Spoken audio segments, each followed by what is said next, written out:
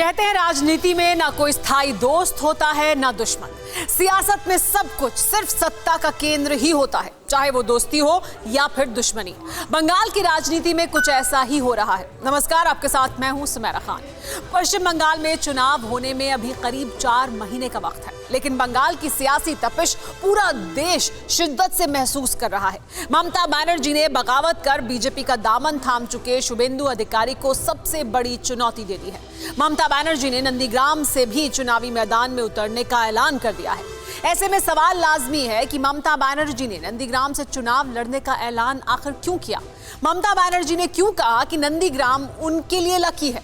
ममता बनर्जी की राजनीति का नंदीग्राम से क्या रिश्ता है? भले ही ममता बनर्जी नंदीग्राम में कई साल बाद गई हो, लेकिन कई बार कह चुकी हैं कि अपना नाम भूल सकती हैं, लेकिन नंदीग्राम नहीं भूलेंगी। आखिर नंदीग्राम में ऐसा क्या है? नंदीग्राम क्यों बंगाल की चुनावी राजनीति का नया एपिसेंटर बन चुका है? इस एक्सक्लूसिव रिपोर्ट में देखिए। ये दुर्ग दरकने का डर है या फिर जिद है, लेकिन ममता बनर्जी ने ऐलान कर दिया है, नंदीग्राम दिल में है, नंदीग्राम मन में है, इसीलिए नंदीग्राम से ही चुनाव लड़ेंगे। নন্দীগ্রাম থেকে অ্যানাউন্সটার পর এটা তোদের সবচেয়ে লাকি জায়গা। বিজেপি লজ্জাও করে না, তোমরা বাংলা দখল করবে। सबसे बड़ा संग्राम है जिसका ये सबसे बड़ा ऐलान है। जिस जमीन से माँ, माटी और मानुष का नारा दिया, जहां से उठी लहर ने ममता बनर्जी की राजनीति को बंगाल में बुलंदी पर पहुंचाया, उसी नंदीग्राम से दीदी ने अपना दुर्ग बचाने के सबसे बड़े मिशन का आगाज कर दिया।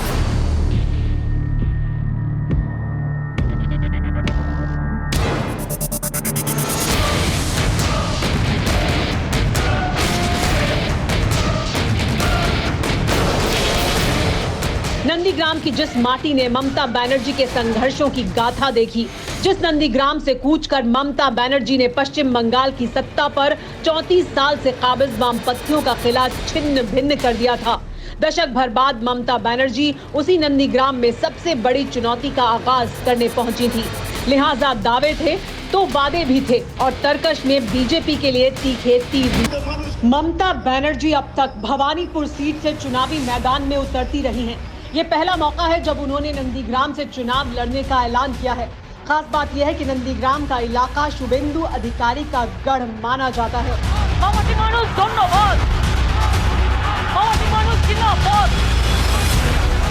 नंदीग्राम विधानसभा क्षेत्र पूर्वी मेदिनीपुर जिले में है। ये सीट तमलुक लोकसभा के तहत आती है। इस सीट पर शुभेंदु अधिकारी विधायक थे, जो अब बीजेपी में शामिल होकर ममता बनर्जी के लिए सबसे बड़ी चुनौती बन चुके हैं।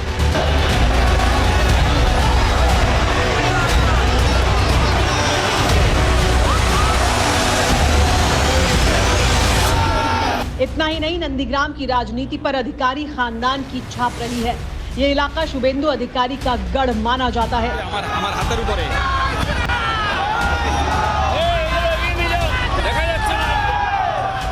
इसीलिए ममता बनर्जी जिस वक्त नंदीग्राम में गरज रही थी, ठीक उसी वक्त शुभेंदु अधिकारी दीदी के गढ़ भवानीपुर में अपनी ताकत दिखा रहे थे, जो नजर भी आ रही थी। दादा, आप यहाँ दीदी गढ़ में रैली कर रही हैं, दीदी आपके गढ़ में पहुंच गई नंदीग्राम। दीदी का कुछ गढ़ नहीं है।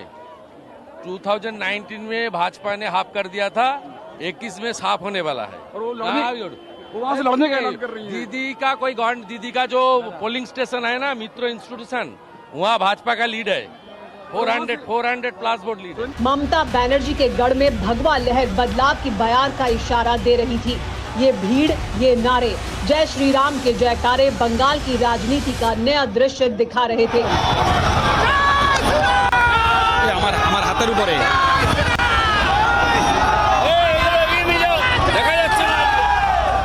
इसीलिए तय मान लीजिए, पश्चिम बंगाल में इस बार मुकाबला आर या पार का होने जा रहा है। यकीन ना हो तो इन तस्वीरों को देख लीजिए।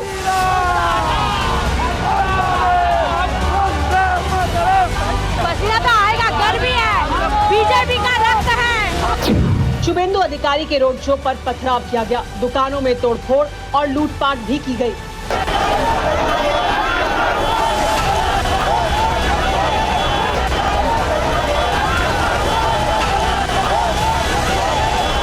ईंटों के ढेर देखिए, गली में गाड़ियों के टूटे हिस्से देखिए। और क्या हुआ, कैसे हुआ, मौके पर मौजूद रहे हमारे संवाददाता से सुनिए। पत्थर आपको पड़े हुए दिख रहे हैं, लाइव तस्वीर आपको दिखा रहे हैं। जहां पर ये मोटरसाइकिल तोड़ी गई है, इसी गली से हंगामे की शुरुआत हुई है। देखिए कितने भारी भारी पत्थर यहाँ पर फेंके गए हैं। ये मोटरसाइकिल तोड़ दी गई है, ये 3 मोटरसाइकिलें तोड़ी गई हैं और पूरा चेतना अंदर आइएगा। देखिए कहां कहां तक पत्थर फेंके गए हैं। एग्जैक्टली मैं शुभेंदु अधिकारी का इंटरव्यू कर रहा था, उनका इंटरव्यू करके हम नीचे उतरे ही थे कि बहुत तेजी से शोर हुआ और आप देखिए कितने बड़े लेवल के पत्थर ये जो फेंके गए हैं। पूरा यहाँ पर हमको इस गली में हिंसा के निशान दिखाई पड़ रहे हैं। इधर से कुछ लड़का कुछ बोला होगा, रैली से रैली को कुछ बोला होगा कुछ लड़का, और रैली से आदमी लोग आके इधर यहाँ पर झगड़ा हुआ है पूरा। यहाँ पर वो लोग तो भाग गया, जो लोग कुछ कटुक्ति किया था वो लोग भाग गया। देखिए ये मोटरसाइकिल को ले जा रहे हैं, ये देखिए इस मोटरसाइकिल को तोड़ा गया है यहाँ से अंदर ले जाते हुए। शुभेंदु अधिकारी के रोड शो के दौरान जमकर पत्थर फेंके गए, लाठी डंडों से भी हमला किया गया। बीजेपी का इल्जाम है कि पथराव करने वाले टीएमसी के कार्यकर्ता थे। तस्वीरें तस्दीक करती हैं कि हालात किस कदर बेकाबू हो चुके थे।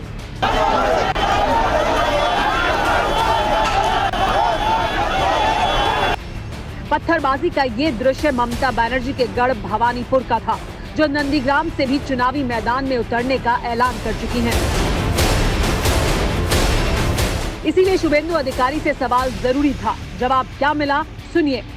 शुभेंदु दा, आपके गढ़ में आज के दिन जाना नंदीग्राम, कुछ तो सोच ना, वो तो पॉलिटिकल पार्टी का स्कोप है सब एरिया में प्रोग्राम करने के लिए, इसका कोई दिक्कत नहीं है। तो इससे समर्थक उनके साथ नहीं हो जाएंगे नंदीग्राम में? जो आपके समर्थक, कोई फूट पड़ने की संभावना उनमें, समर्थक आपके उनके साथ हो जाएं? आपके जो समर्थक नंदीग्राम में हैं वो दीदी के साथ फिर से हो जाएं? वो देखा जाएगा चुनाव का। तो दीदी का कोई डर है क्या आपको नंदीग्राम का? वो पूछ लीजिए, उनकी पूछ लीजिए। एक आखिरी सवाल, आप नंदीग्राम से लड़ेंगे चुनाव या आप बदलेंगे अपनी सीट? नहीं, मैं बोल दूंगा। 1.5 दशक तक ममता बनर्जी के बेहद खास रहे शुभेंदु अधिकारी दीदी की सियासत को भली भांति जानते हैं। नंदीग्राम में अपनी ताकत का भी अंदाजा है। शुभेंदु अधिकारी के पिता शिशिर अधिकारी कांथी सीट से और भाई दिव्येंदु अधिकारी तामलुक सीट से टीएमसी के सांसद हैं। शुभेंदु अधिकारी खुद नंदीग्राम से विधायक हैं, लेकिन अब शुभेंदु अधिकारी ममता बनर्जी के लिए सबसे बड़ा सिरदर्द बन गए हैं। ममता बनर्जी ने नंदीग्राम से चुनाव लड़ने का ऐलान कर दिया है। बड़ा सवाल यह है कि क्या इसकी सिर्फ यही वजह है? इस सवाल का जवाब जानने के लिए करीब 13 साल पहले की तारीख के पन्ने पलटने होंगे।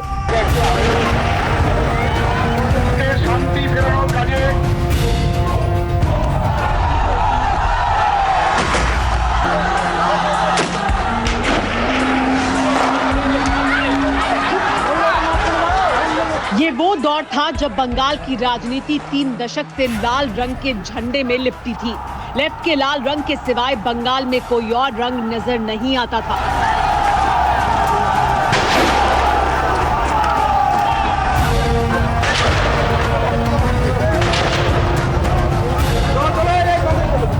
बीरभूम से बशीरहाट और सिलीगुड़ी से साउथ 24 परगना तक लेफ्ट का बोलबाला था। लेकिन इसी दौरान जिद और आंदोलन के सहारे बंगाल की राजनीति में ममता बनर्जी की राजनीति का सूरज उदय होने लगा।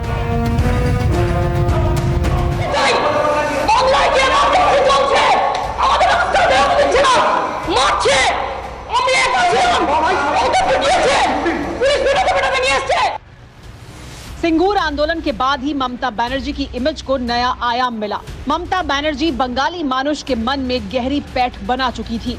इसी बीच मार्च 2007 में बुद्धदेव भट्टाचार्य सरकार के फैसले ने जिद्दी दीदी की सियासत को नया मंच दे दिया। लेफ्ट सरकार ने नंदीग्राम में केमिकल हब बनाने की परमिशन दे दी। ये केमिकल हब इंडोनेशिया के सलीम ग्रुप को दिया गया था। सरकार के इस फैसले के खिलाफ बंगाल की विपक्षी पार्टियों ने मोर्चा खोल दिया। ममता बनर्जी की अगुवाई में सरकार के खिलाफ जोरदार आंदोलन होने लगा, जिसके नायक शुभेंदु अधिकारी थे।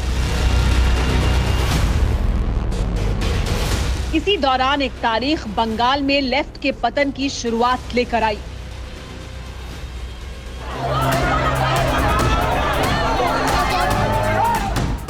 मार्च 2007